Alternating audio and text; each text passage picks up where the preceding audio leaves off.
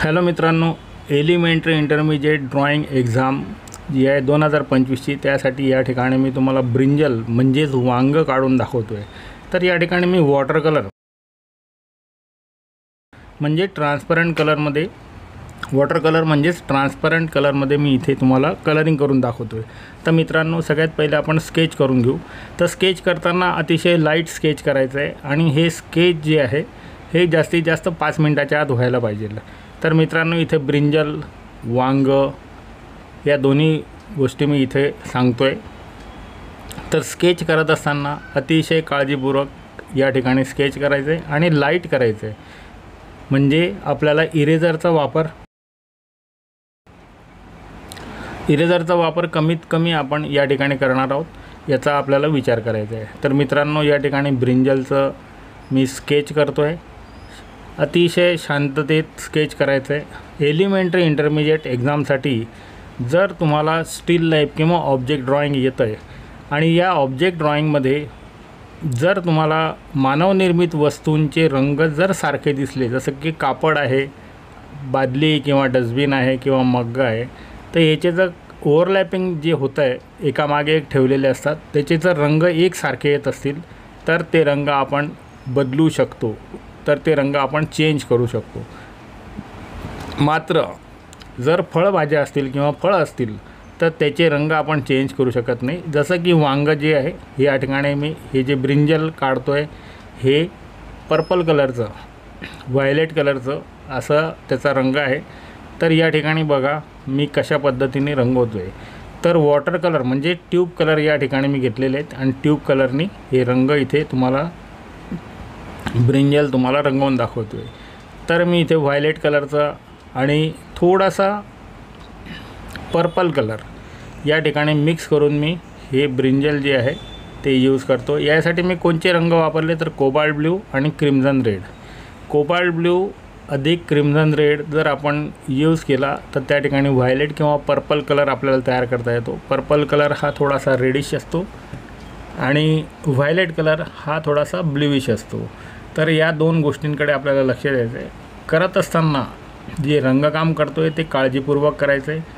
Water colour करत असताना जो पांढरा भाग आहे, म्हणजे ज्याला हायलाईट म्हणतो आपण, प्रखर प्रकाश, हा आपल्याला पेपर सोडायचा आहे आणि उजळ छटांपासनं तर गडद छटांपासनं पर्यंत म्हणजे डार्क टू लाईट हा असा प्रवास आपल्याला या ठिकाणी करायचा आहे।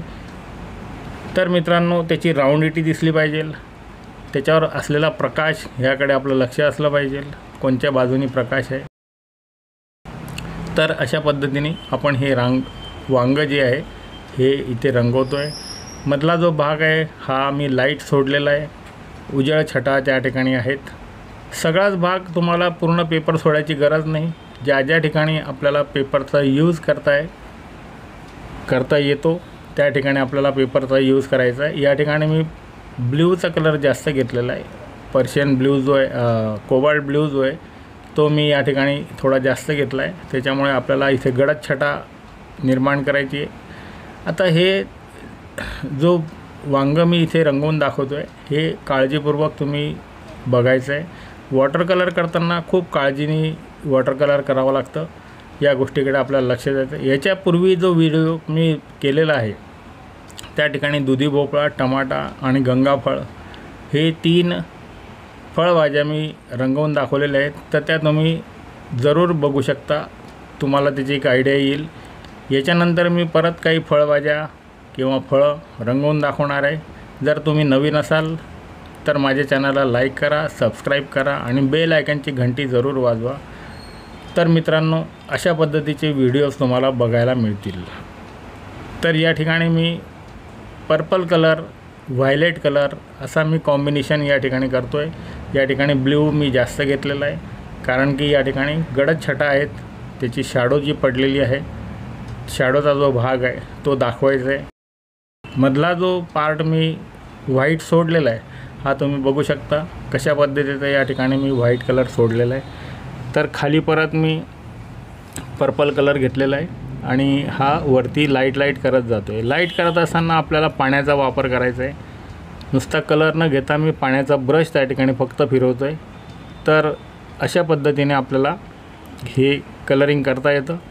कलर करताना आपल्याकडे असलेले ब्रश हे चांगले स्वच्छ धुवून घ्यायचे। पाण्याचा मग एक घ्यायचा आहे, एक वाटी घ्यायची आहे। शुद्ध पाणी घेण्यासाठी, चांगलं स्वच्छ पाणी घेण्यासाठी एक वाटी आणि ब्रश धुण्यासाठी एक मग किंवा मोठं कोणतंही भांडं। तर अशा पद्धतीने आपल्याला हे रंगवता येईल। जसं जसं मी डार्क शेड बनवतो आहे, त्या डार्क शेड तुम्ही पण बघू शकता, त्याच्यात मी ब्ल्यूचा वापर जास्त करतो आहे आणि उजळ छटा जे आहेत त्याच्यासाठी मी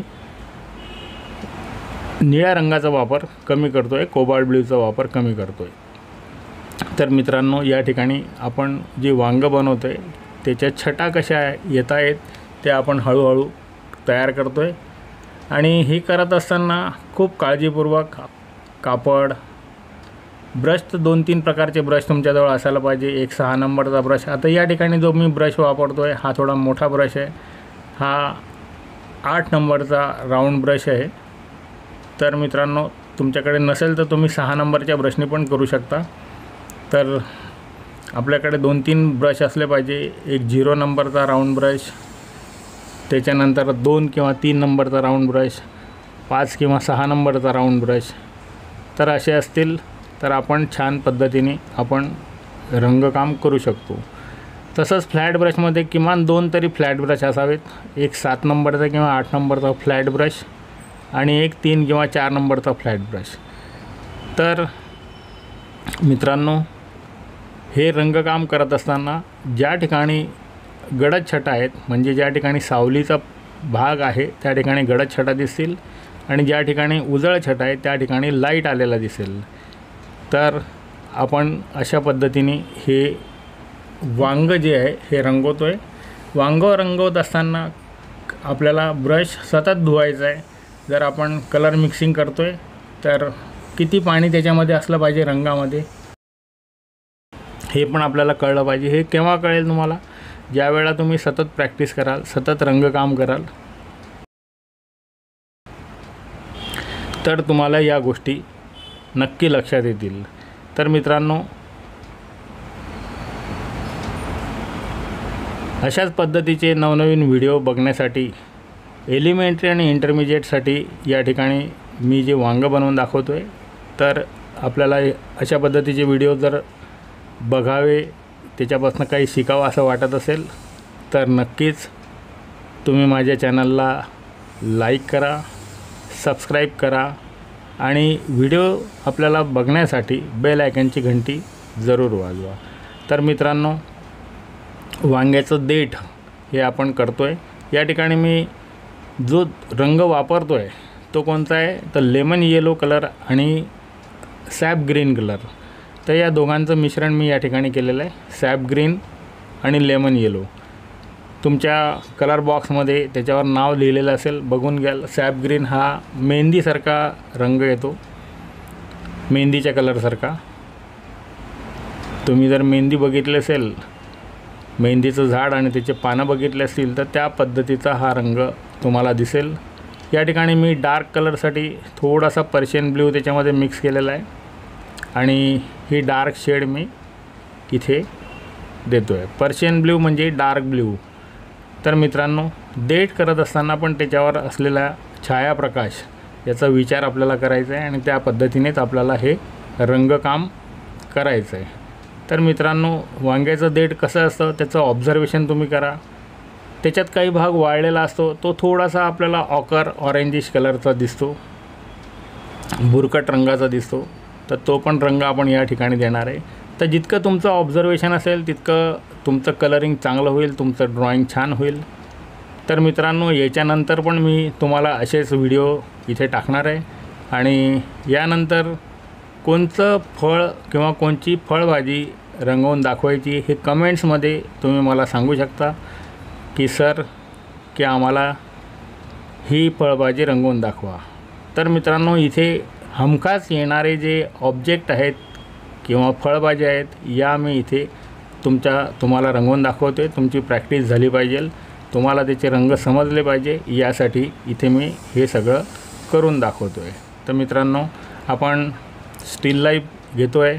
स्टील लाईफमधलेच प्रकार आहे हा ऑब्जेक्ट ड्रॉइंग किंवा स्टील लाईफमध्ये तुम्हाला काय येऊ शकतं ही इथे मी वांग रंगवून दाखवतो आहे. तसंच मेमरी ड्रॉईंगमध्ये पण आपले एक्सपेक्टेड जे क्वेश्चन्स आहेत किंवा हमखास येऊ शकतील ते क्वेश्चन्स आहेत, किंवा आपण जर या फिगरची प्रॅक्टिस केली तर तुम्ही कोणतंही ड्रॉईंग करू शकता. अशा पद्धतीची आपण मेमरी ड्रॉईंगचे पण प्रश्न घेणार आहोत.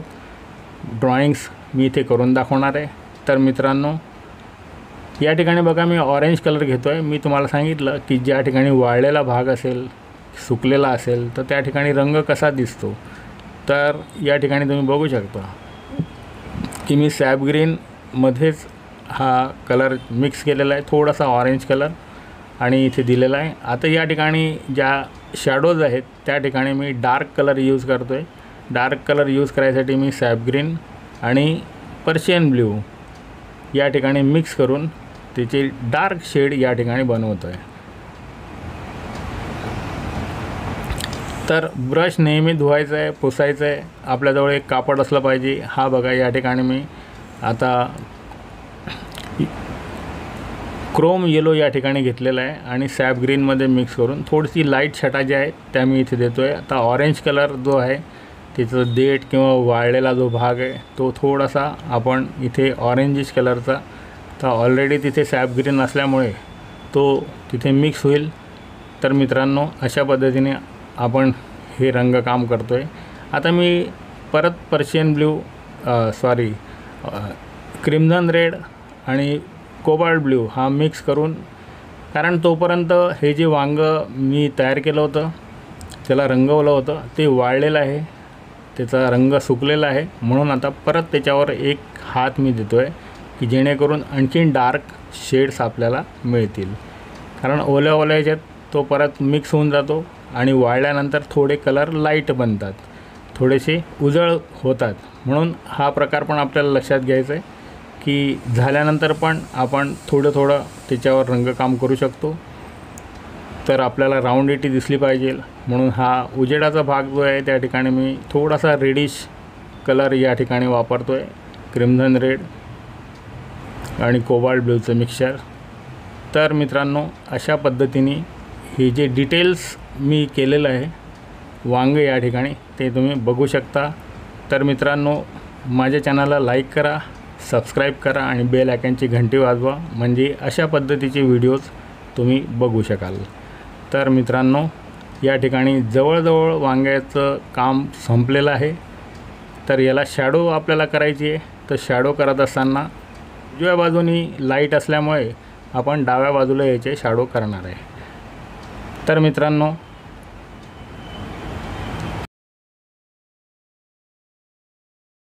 माझ्या चॅनलला तुम्ही लाईक करा, सबस्क्राईब करा आणि बेल आयकॉनची घंटी वाजवा. तर या ठिकाणी देठाचं काम जे आहे ते थोडंसे मी डार्क कलर या ठिकाणी यूज करतो आहे आणि हे डार्क कलर यूज करून आपण या ठिकाणी रंगकाम थांबवू. तर मित्रांनो, अशाच पद्धतीचे व्हिडिओ बघण्यासाठी तुम्ही माझ्या चॅनलला सबस्क्राईब करू शकता. तर चला भेटूया पुढच्या व्हिडिओला. Thank you very much.